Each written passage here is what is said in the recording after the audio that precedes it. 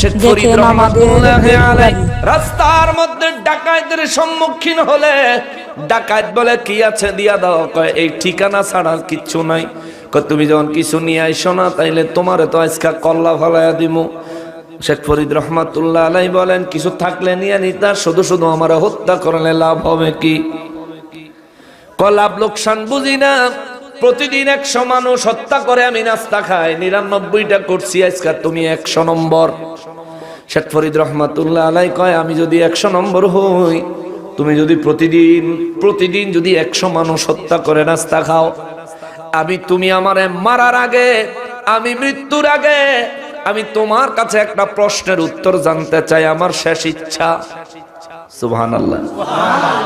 আমার মারানোর আগে শেষ ইচ্ছা পূরণ করবানি? কাজী করবো। কোন আমার একটা শেষ ইচ্ছা হলো, আমার একটা প্রশ্নের উত্তর দাও। কয় কি? কয় আপনি কত বছর ধরে ডাকাতি করেন?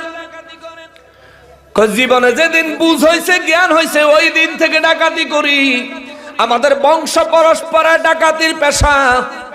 শেখ ফরিদ রহমাতুল্লাহি আলাইহি বলেন